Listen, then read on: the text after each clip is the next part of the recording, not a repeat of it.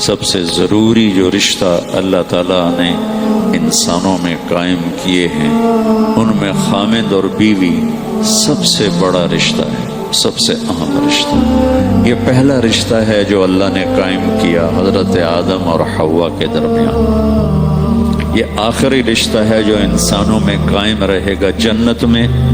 ہر مرد اپنی بیوی کے ساتھ، ہر عورت اپنے خامد کے ساتھ جوڑا جوڑا جوڑا جنت میں رہیں گے۔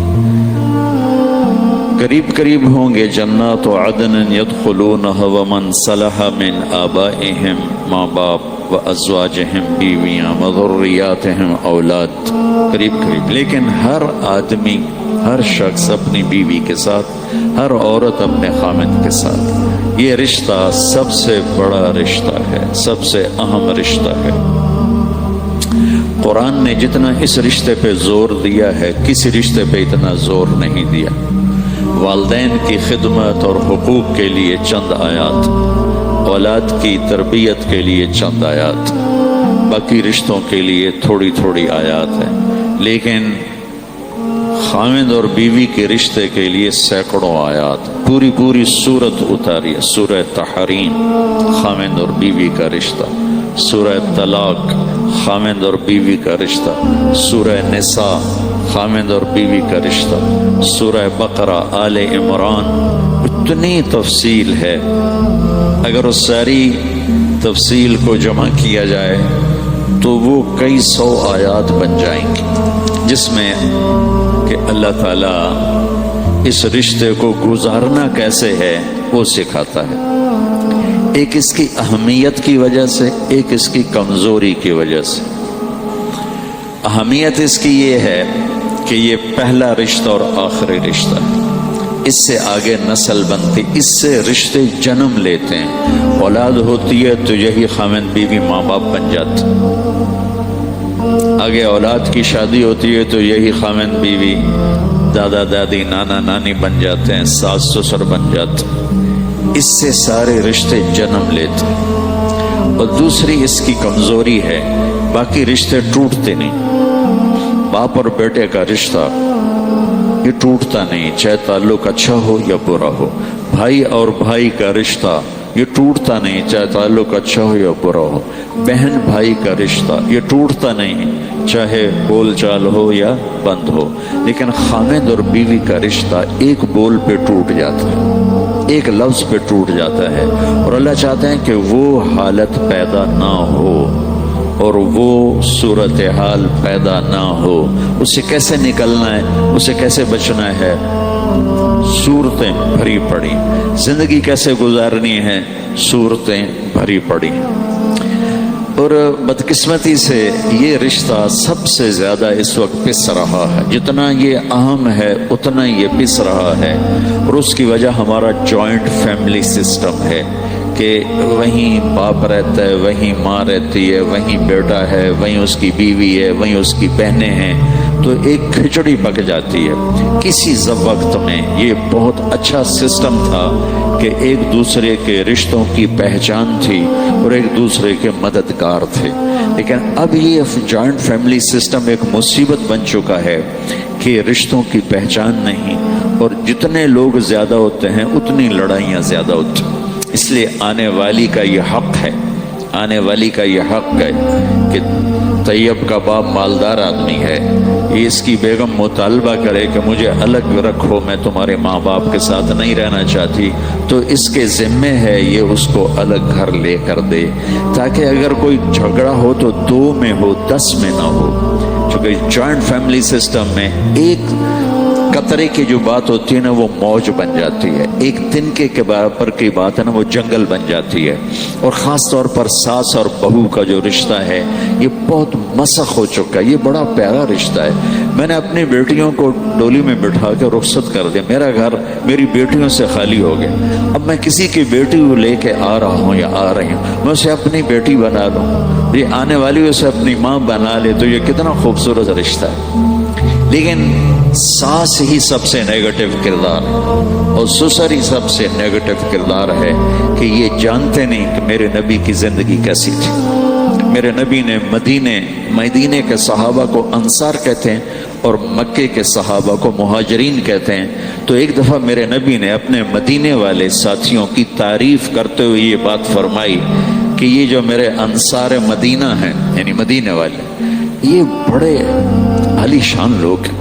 آپ نے ان کی سنو کس بات پہ تعریف کی، تہجد پہ نہیں، نماز پہ نہیں، جہاد پہ نہیں، تبلیغ پہ نہیں، ذکر پہ نہیں، تلاوت پہ نہیں، کہ یہ جو مدینے والے میرے صحابہ ہیں یہ بڑے زبردست لوگ ہیں۔ ان کے گھر میں جب کسی کی بیٹی بہو بن کے آتی ہے تو اسے ذرا بھی فرق نہیں محسوس ہوتا کہ ماں باپ کے گھر میں ہوں یا سسرال کے گھر میں۔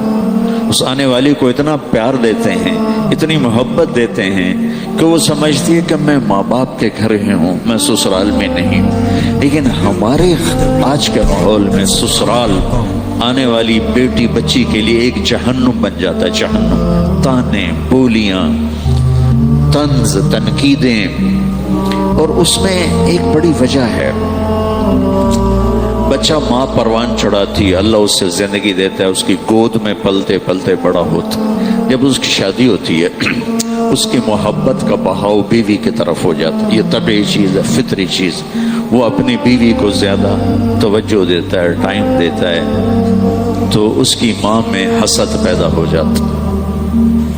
وہ اس حسد کو پھر اپنی بہو کو تنگ کر کے نکالتی، کبھی بیٹے کے کان بھرے گی، کبھی اس کی بےزتی کرے گی، کبھی اس کو تانے دے گی، کبھی کسی قسم کے تانے دے گی۔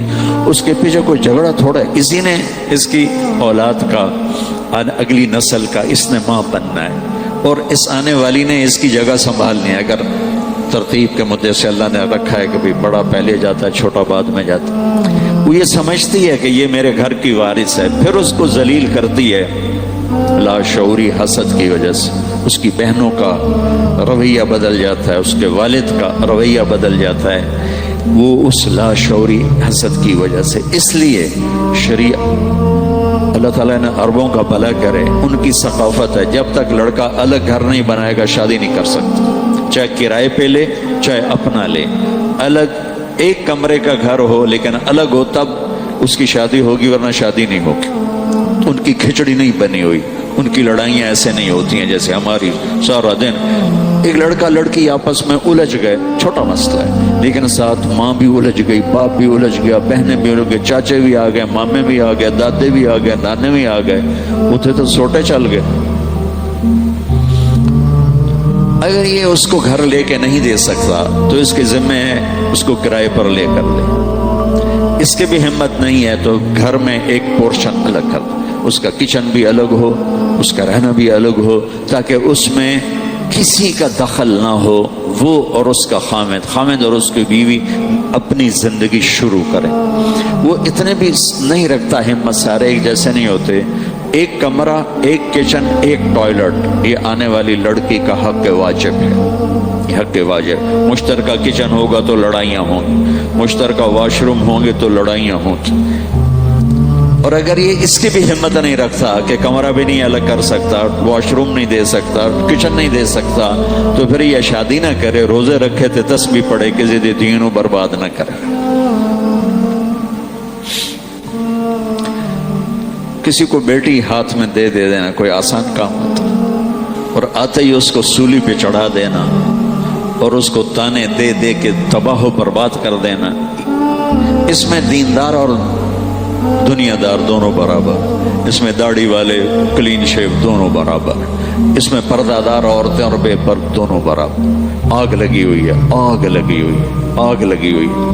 بھائیو، اپنے رشتوں کو آباد کرو میرے نبی والے اخلاق کے ساتھ۔ رشتوں کو آباد رکھنا ہے تو صرف ایک چیز چاہیے، صرف ایک چیز، صرف ایک چیز، صرف ایک چیز سے ہر رشتہ آباد ہو جائے گا، وہ ہے ایک دوسرے کو برداشت کرنا، یا وہ ہیں میرے نبی کے اخلاق، یا وہ ہے ایک دوسرے کی تعریف، حوصلہ افزائی، یا وہ ہے ایک دوسرے کو طنز اور تانے سے بچانا۔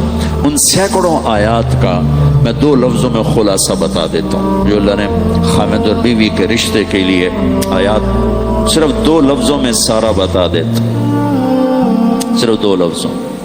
میرا اللہ کہتا ہے نساؤکم حرث لکم فاتوا حرثکم انا شئتم، تمہاری तुम्हारी बीवियां तुम्हारी खेती है। काश्तकार, जिमीदार अपनी खेती को कैसे पालता है। यहाँ तो कराची तो ज़राई शहर नहीं है, हम तो पंजाब के रहने वाले हैं, तो साथ ही ज़राअत चलती है, एग्रीकल्चर चलता है, लेकिन अपने घरों में पौधे लगाए हैं, फुलवाड़ी लगाई है, फूल लगाए हैं, किसी ने कोई फलदार दरख्त लगाया हुआ है, तो उस दरख्त को, उस घास को, उस फुलवाड़ी को किस तरह हम लेके चलते हैं। पानी की ज़रूरत पानी लगाओ, खाद की ज़रूरत खाद लाओ, स्प्रे की ज़रूरत स्प्रे लाओ। फल नहीं दिया तो परेशान बैठे हैं, फल नहीं आ रहा, कोई वजह तलाश करो। ये है हमारा रुख।